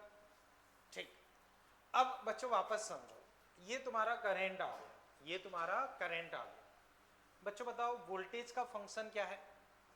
Sign omega T. तो वोल्टेज का फेज कितना है? करंट का फेज, तो फेज डिफरेंस कितना हुआ? 0। अब पावर फैक्टर क्या होता था? cos फाइव, कितना होगा? 1। कोई दिक्कत? अब बच्चों दोनों के बीच में फेज एंगल कितना है? 0। फेज एंगल कितना है? 0। तो दोनों को हम सेम डायरेक्शन में ड्रॉ करेंगे। अब बच्चों देखो, मान लो ये 10 ओम का रेजिस्टेंस है, कितने ओम का? तो यहां भी इसका कितना आया? 10। 20 का होता तो 20। तो एसी में इसका इफेक्टिव रेजिस्टेंस कितना है? जितना है उतना ही है। तो रजिस्टर डीसी में जो होता है वही एसी में होता है, उसमें कोई फर्क नहीं पड़ता। समझ गए बच्चों? अब बच्चों इसमें लिख लो, यहां तक क्लियर है ना? अगर हम इफेक्टिव रेजिस्टेंस देखें तो वो आर ही आ गया। कितना आ गया है? आर। जैसे 20 है तो 20, 50 है तो 50, 60 है तो 60, वही है। Phase difference between current end voltage, phase difference between current end voltage बच्चों बताओ क्या आया था? 0। फिर पावर फैक्टर क्या आया? cos 0 यानी कि 1। फेजर मतलब बच्चों हम उसके एंगल को दिखाते हैं। फेजर का मतलब ये है कि हम उसके एंगल्स में रिलेशन बताते हैं। तो बच्चों समझो, मान लो मैंने वोल्टेज यहां लिया, तो करंट भी बच्चों मैं कहां ले लूंगा? इधर ही ले लूंगा। उस तरह से बच्चों दिखा सकते हैं कि दोनों सेम डायरेक्शन, जहां वोल्टेज है वहीं करंट।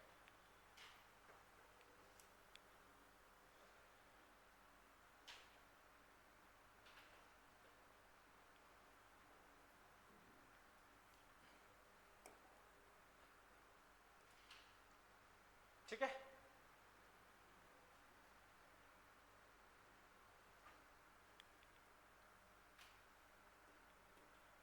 एग्जाम्पल बच्चों इसमें फिर आप देखो। जैसे मान लो बच्चों ये 3 ओम, ये मान लो बच्चों AC source V equal to मान लो बच्चों मैंने दे दिया 15 साइन 100 पाई टी। ठीक है बच्चों, इतना लिख लो। 3 ओम 15 sin 100 pi T.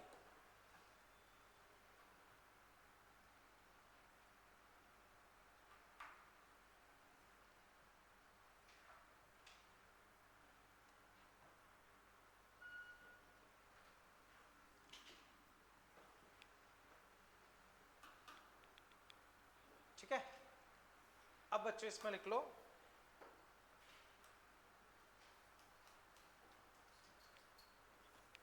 Find current and power consumption in circuit.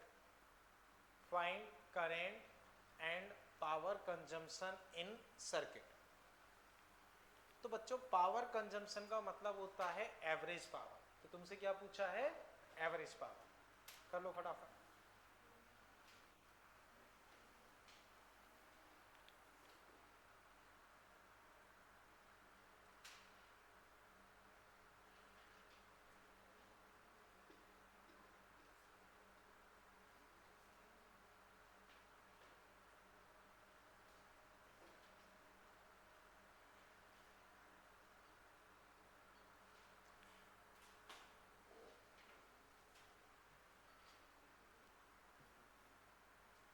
कर लिया बच्चों?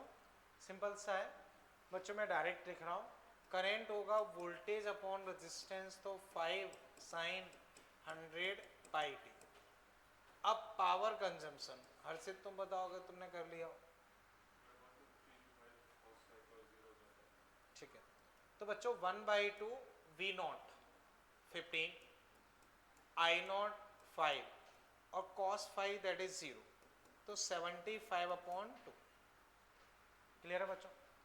1/2 V naught I naught cos 5, 1/2 V naught I naught cos 5।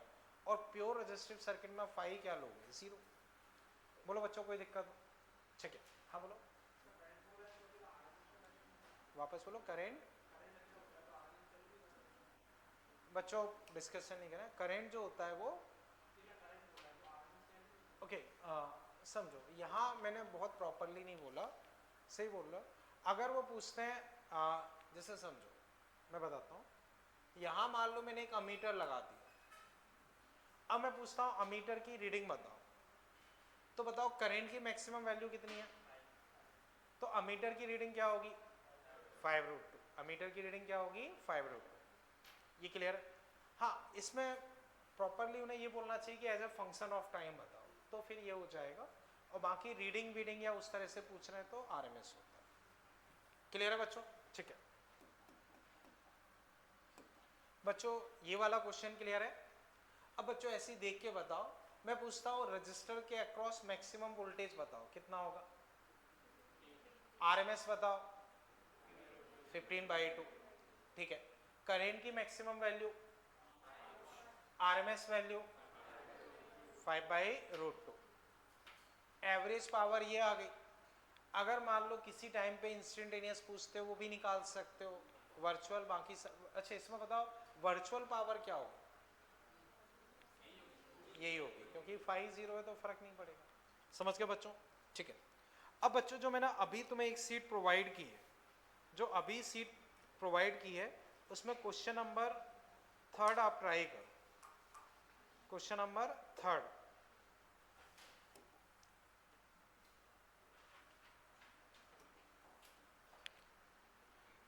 in AC circuit with the sinusoidal AC current flow through a resistor R, if peak current is IP, then power dissipated बच्चों तुम्हें बतानी।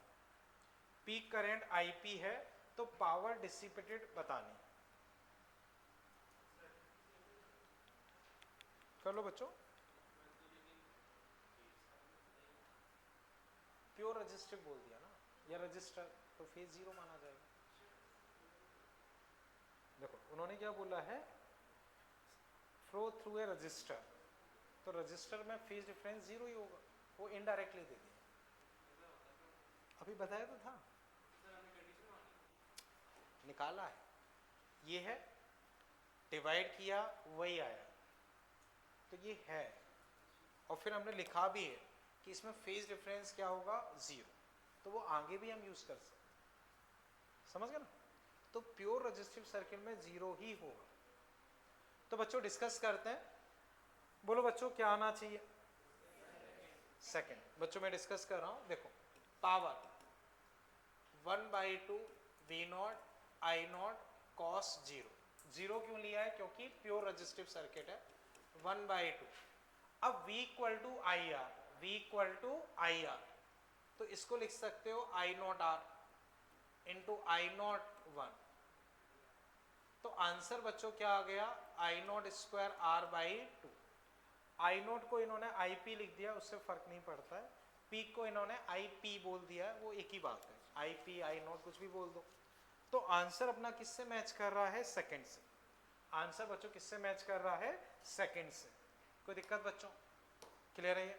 अब बच्चों 1, 2 and 4, 1, 2 and 4, ये बच्चों आप as a homework रख लो, ये आप एज ए होमवर्क रख लो। 1, 2 एंड 4 एज ए होमवर्क रख लो। यहां तक कोई दिक्कत? चलें बच्चों आगे, इसे बच्चों मैं हटा रहा हूं, ठीक है। अब इसके बाद बच्चों आप लिख लो pure capacitive circuit, pure capacitive circuit. तो सर्किट डायग्राम बच्चों अगर मैं बनाता हूं तो ये कैपेसिटर, ये वोल्टेज सोर्स, कैपेसिटर को C से डिनोट करते हैं, plus minus V equal to V not sine omega t. मान लो बच्चों किसी टाइम करंट ऐसे फ्लो कर रहा है, तो बच्चों इसकी प्लेट्स पे जो चार्ज आएगा, तो मान लो यहां चार्ज है प्लस Q, यहां चार्ज है माइनस Q, ठीक है। यहां चार्ज Q, यहां चार्ज माइनस Q। क्लियर है बच्चों? अब बच्चों याद करो कैपेसिटर, कैपेसिटर में चार्ज, कैपेसिटेंस और वोल्टेज, उनमें क्या रिलेशन था? Q equal to CV, Q equal to CV, Q equal to CV। Clear? अब बच्चों मैंने जो मान लो 20 वोल्ट यहां लगाया, तो 20 ही यहां आएगा, 30 लगाऊंगा तो 30 आएगा, तो जो यहां वोल्टेज होगा वही यहां वोल्टेज होगा। समझ रहे हो? जैसे रजिस्टर में मान लो मैंने 10 वोल्ट लगाया, तो ये 10, ये 50, तो ये 50। तो बच्चों जो वोल्टेज मैंने यहां लगाया है वही वोल्टेज यहां है। तो अब यहां से बच्चों मैं बोल सकता हूं कि वोल्टेज अक्रॉस कैपेसिटर कितना होगा?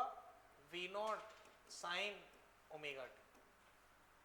अब Q इक्वल टू CV, बच्चों हम पढ़ते हैं Q इक्वल टू CV, तो V इक्वल टू क्या होगा? Q by C, V not sine omega t.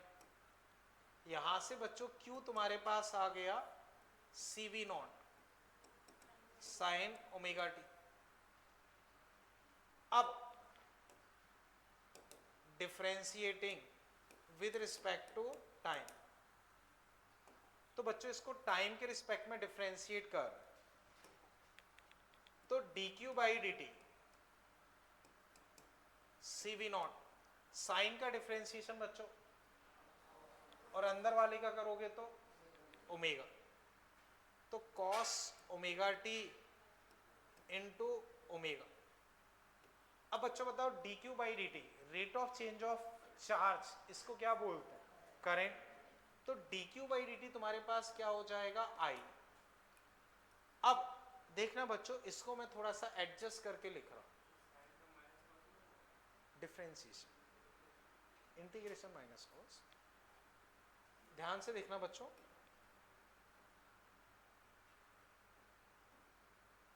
Sine cos चाहिए, sign omega t plus 90 degree. एक बार बच्चों इतना कंप्लीट कर लो, और इसी चीज को बच्चों हम लिख सकते हैं, या बॉक्स में अभी बंद नहीं करते, I equal to I naught sine omega t plus 90 degree. एक बार को आई नॉट अपने पास एक तरीके से ये हो गया CV not omega, CV not omega, ठीक है ना। या इसी को मैं ऐसे भी लिख सकता हूं, I not equal to V not upon 1/c omega, वो एक ही चीज है। तो एक बार बच्चों इतना कर लो, फिर मैं डिस्कस करता हूँ। हाँ बोलो। कैपेसिटर, देखो कैपेसिटर अभी इस तरह से मान लो एक ऐसा डिवाइस होता है जो थोड़ा सा चार्ज अपने पास स्टोर कर लेता है। तो इस तरह से उसमें दो प्लेट्स होती हैं, इधर कुछ चार्ज आ जाता है, इधर कुछ चार्ज आ जाता है। तो इस तरह से वो अपने पास चार्ज स्टोर कर लेता है। अब अभी के लिए ये मान सकते हो कि वो चार्ज स्टोर करता है और उसके अंदर चार्ज वोल्टेज, जैसे मान लो ये बोतल है, पानी स्टोर कर रही है, तो वो चार्ज स्टोर कर रही है। तो कितना चार्ज स्टोर करती है, जैसे ये बोतल 1 लीटर की, तो वो कितना चार्ज स्टोर कर रही है उसे बोल देते हैं कैपेसिटेंस। जैसे ये बोतल 1 लीटर की है, वो मान लो 1.25 लीटर की है, तो हर किसी की अपनी अपनी कैपेसिटी होती है। तो उस कैपेसिटी को हम डिनोट करते हैं C से। अब उनमें अपना रिलेशन क्या होता है, Q equal to C B. अभी इतना मान सकते हैं, ठीक है ना।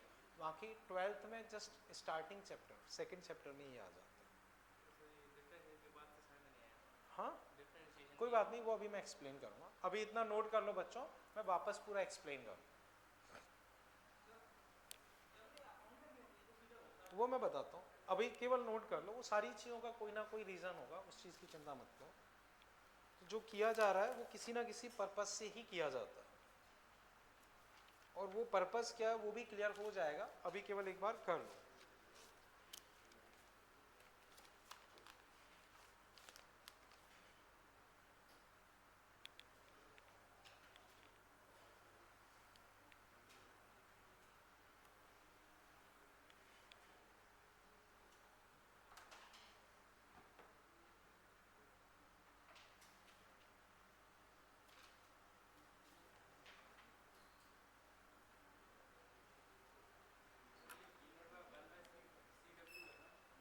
हाँ CW या ओमेगा, पीछे कार्तिक प्रिंस डिस्कशन नहीं करें।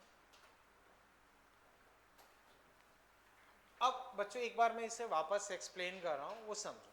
मान लो बच्चों तुमने यहाँ 10 वोल्ट लगाया, तो कैपेसिटर के अक्रॉस 10, 20 लगाओगे तो 20, तो जो वोल्टेज लगाओगे वो कैपेसिटर के अक्रॉस होगा। तो यहाँ V not sine omega t लगाया है तो ये आ गया।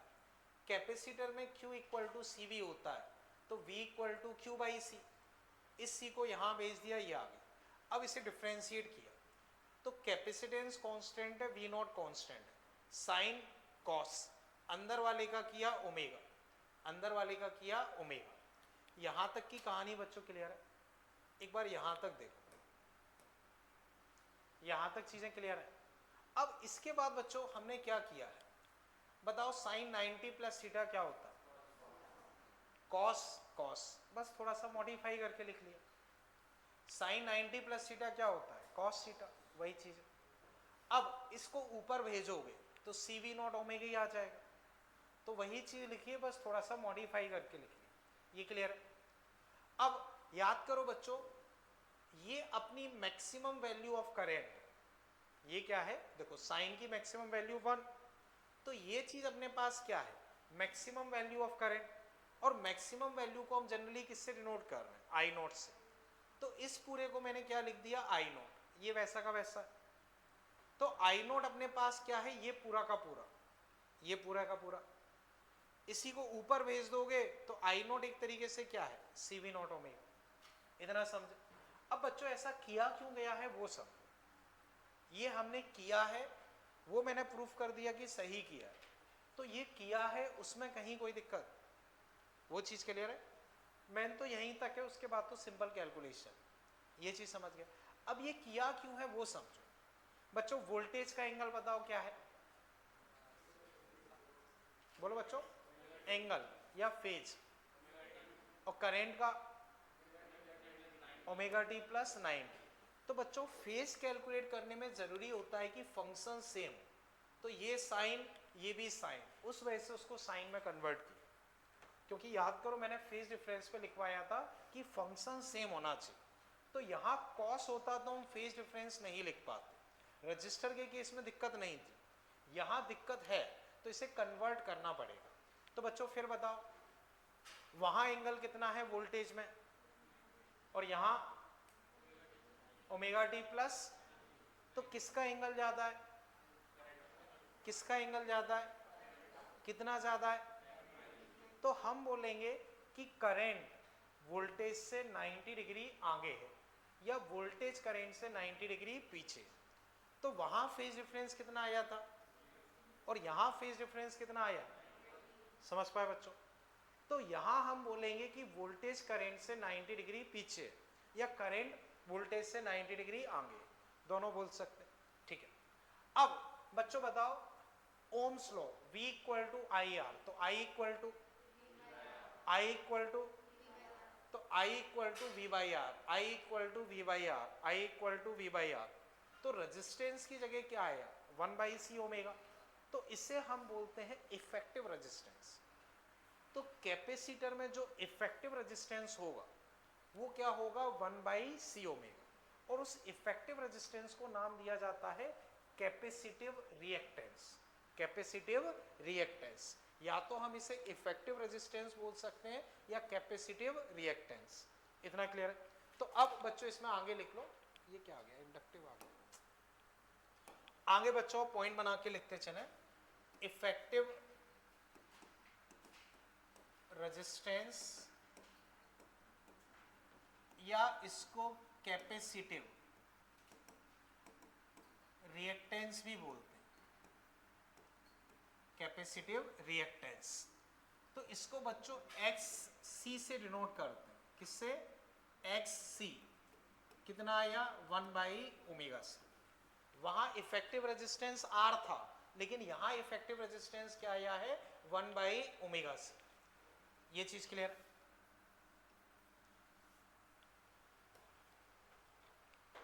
ठीक है।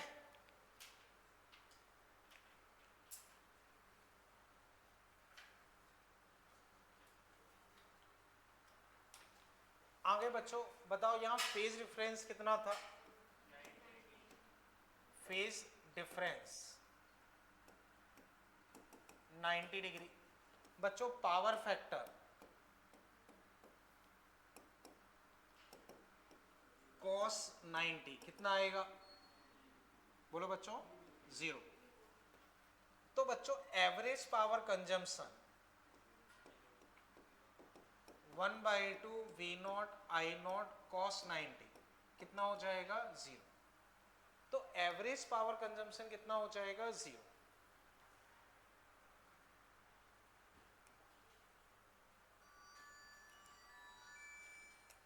एवरेज पावर कंजम्पशन बच्चों 0, ये क्लियर।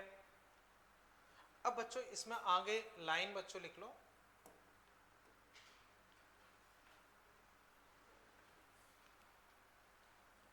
इतना क्लियर है,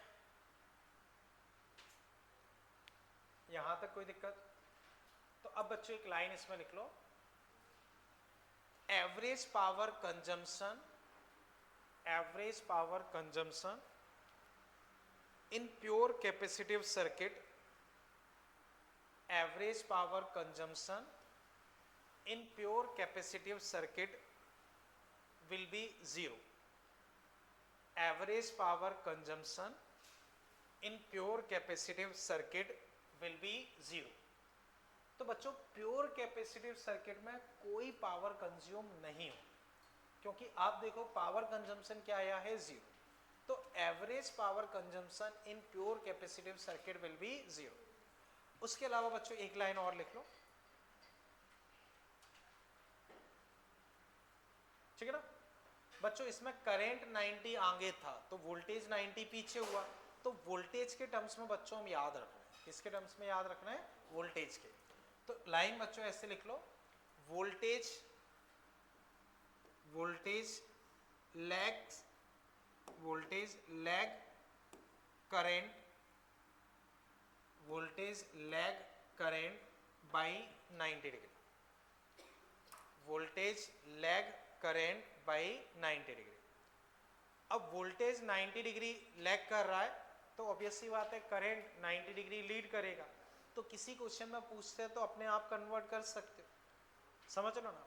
तो हम वोल्टेज के टर्म्स में याद रखना है, जरूरत पड़ेगी तो करंट में कन्वर्ट कर सकते हो, वो कोई बड़ी बात नहीं। तो प्योर कैपेसिटिव सर्किट में बच्चों कुछ चीज़ें याद रखनी है, बाकी प्रोसेस काम की नहीं है, जो मैंने डिफ्रेंशिएशन वगैरह वगैरह किया वो कोई काम का नहीं। याद क्या करना है, कैपेसिटर का इफेक्टिव रेजिस्टेंस क्या होता है, 1/ω_c, इफेक्टिव रेजिस्टेंस 1/ω_c। दूसरी काम की चीज जो है, जो मैंने लास्ट में लिखवाई, कि वोल्टेज करंट से 90 डिग्री पीछे। बाकी पावर कंजम्पशन वगैरह तो वो अपने आप भी निकल आएगा, क्योंकि cos 90 है तो एवरेज अपने आप ही जीरो हो गया। दो चीजें काम की हैं कि इफेक्टिव रेजिस्टेंस 1/ω_c और लास्ट लाइन वोल्टेज करंट से 90 डिग्री पीछे। समझ गए बच्चों? तो बच्चों फिलहाल के लिए हम इसमें इतना ही रखते हैं, ठीक है ना। इसमें बच्चों एक सेकेंड, जो नई सीट दी है बताना मुझे।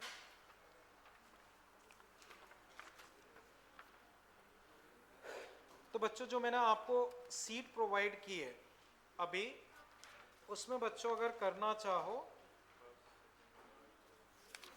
तो बच्चों अप टू 8 तक, नहीं 8 नहीं 7 तक, 5 6 7 बच्चों जो अभी मैंने कैपेसिटिव सर्किट डिस्कस किया है उस पे बेस्ड है।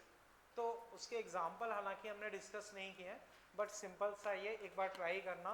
तो 5 6 7 बच्चों आप और कर सकते हो, 5 6 7 बच्चों और कर सकते हो, तो उतना कर लेना।